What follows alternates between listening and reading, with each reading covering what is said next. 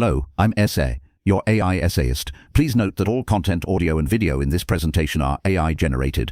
As AI can sometimes produce inaccuracies, I encourage you to verify any factual information presented. With that in mind, let's begin. 1 out of AG 83, Richard Dedekind was sind was sollen die Zahlen. The latter half of the 19th century witnessed a profound reckoning within the discipline of mathematics. The intuitive foundations that had supported centuries of progress, particularly the magnificent edifice of calculus, began to reveal alarming structural fissures. The work of luminaries like Augustin Louis Cauchy and Karl Weierstrass had initiated a program of arithmetization, a deliberate campaign to purge analysis of its reliance on vague geometric intuition and rebuild it upon the supposedly solid ground of arithmetic and the natural numbers. This very process, however, exposed a deeper problem. The ground itself was quicksand. The concepts of real numbers, continuity, and even the natural numbers themselves, when scrutinized, lacked any formal, rigorous definition. It was into this foundational crisis that Julius Wilhelm Richard Dedekind, a quiet and meticulous professor at the Technical High School in Braunschweig, introduced his slender but revolutionary monograph, a work bearing a title that was itself a philosophical provocation with sind was sollen die Zahlen, translated as what are numbers and what should they be. This essay, presented as a free creation of the human mind, proposed a radical answer, one that would redefine the very essence of mathematical objects and provide a template for the structuralist mathematics of the century to come. Dedekind's intellectual lineage provided the necessary tools for his audacious project. His doctoral supervisor was the formidable Carl Friedrich Gauss, from whom he absorbed an unparalleled standard of rigor and a deep appreciation for the primacy of the integers. Later, during his time in Göttingen, he was profoundly influenced by the lectures of Bernd of Riemann on complex analysis and Abelian functions. It was from Riemann that Dedekind first encountered the concept of a field, which he would later formalize with Heinrich Weber, and the powerful idea of defining a mathematical object by its intrinsic properties and its relationships within a larger system. An even more ancient precursor, whom Dedekind himself acknowledged with scholarly grace,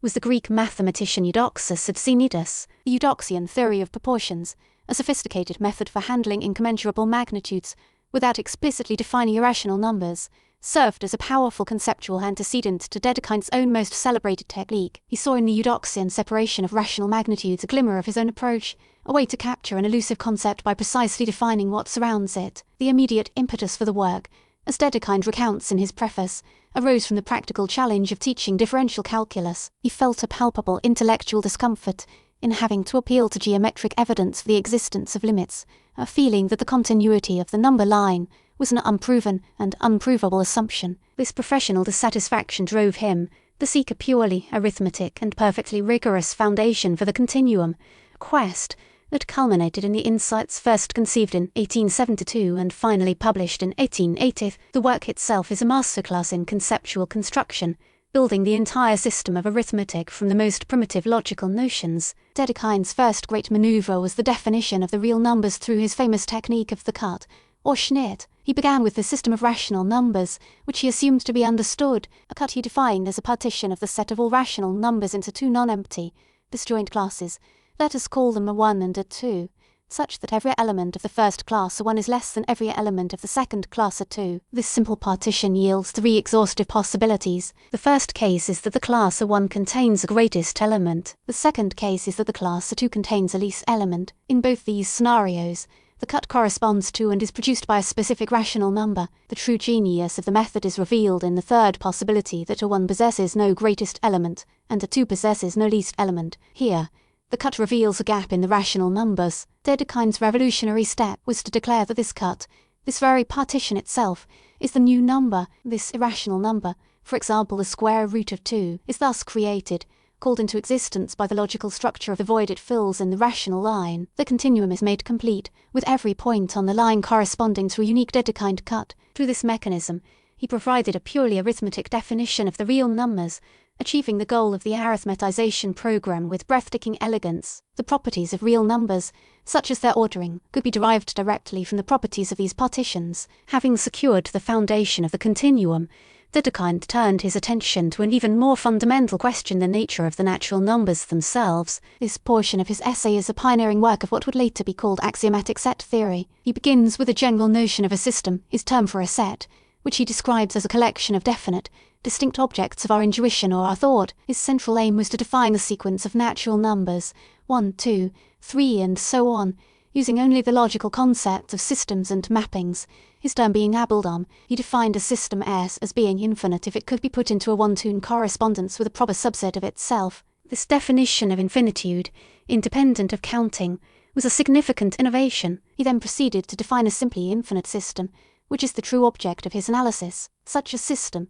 which he denotes N, is characterized by the existence of a specific mapping, let us call it phi, of N into itself, and unique bar-sealment, which he calls one, that is in the complement of the image of phi of N. The conditions are that the mapping phi must be injective, meaning distinct elements map to distinct successor elements, and that the bar-sealment one is the only element of N that is a successor to no other element. To complete the structure, he introduced the concept of a chain, or ket. A chain is any subsystem of N that contains the bar-sealment one and is closed under the successor mapping phi, meaning that if an element X is in the chain, then phi of X is also in the chain. The natural numbers, N, are then defined as the intersection of all such chains containing the bar-sealment one. This elegantly and axiomatically establishes the principle of mathematical induction, which now becomes a provable theorem about the structure of N. Any property possessed by the bar-sealment one, and which is inherited by the successor of any element possessing it, must be possessed by all elements of N. In a philosophically bold and controversial move, Dedekind offered a proof for the existence of at least one infinite system,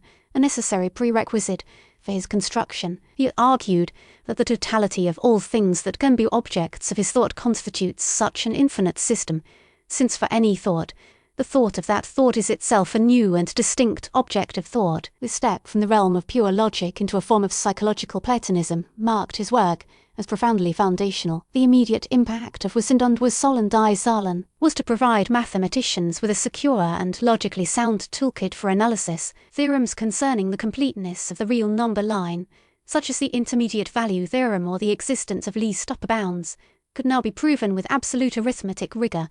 Fulfilling the ambitions of Weierstrass, Dedekind's construction supplied a concrete model for the real numbers, making them tangible objects of logical discourse. His definition of the natural numbers had an equally profound, if slightly more convoluted, reception. The Italian mathematician Giuseppe Pino, in his 1889 work Arithmeticus Principia, Nova Methodo Exposita, presented a set of 5 axioms for the natural numbers that became standard. Pino explicitly credited Dedekind, yet his formulation, being more concise and stripped of Dedekind's discursive philosophical context, gained wider currency, leading to the common designation of the Pino axioms. This was a source of some mild frustration for Dedekind, who rightly saw his own work as providing the conceptual substance and the very proof of consistency. For the system, Pino merely axiomatized. The essay's primary application was its role as a cornerstone of the logicist thesis, the idea that all of mathematics could be derived from the principles of logic alone. The subsequent evolution of mathematical thought built directly upon the structures Dedekind had erected. His work on systems and mappings was a clear precursor to the Cantorian set theory that would soon dominate foundational discussions. Ernst Zermelo,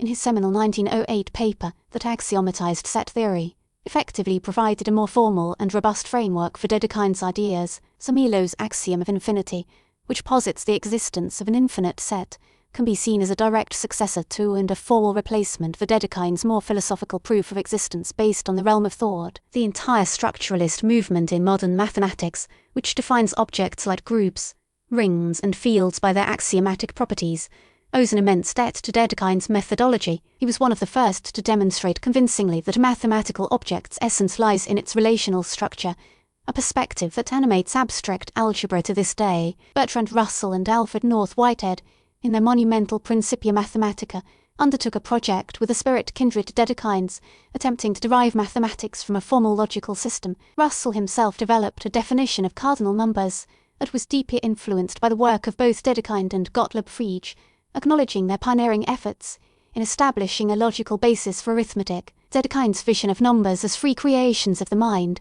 defined by abstract relations, had become a central tenet of mathematical modernism. The reception of Dedekind's work was far from uniform, placing it at the centre of the foundational debates that characterized the turn of the 20th century. Gottlob Frege, whose own Grundlagen der Arithmetik appeared in 1884, pursued a parallel logicist quest. While they shared the goal of grounding arithmetic in logic, their methods were distinct. Frege sought to define a cardinal number as the extension of a concept, a different technical approach to the same fundamental problem. The two scholars corresponded and maintained a mutual, if somewhat guarded, professional respect, recognizing each other as fellow travelers on a lonely philosophical road. A more formidable critique came from the intuitionist camp, most powerfully articulated by the French polymath Henri Poincaré. Poincaré viewed Dedekind's proof of the existence of an infinite set as a piece of illegitimate Kantian metaphysics, a circular argument that presupposed the very thing it sought to prove. For Poincaré and the intuitionists, the natural numbers were a primitive,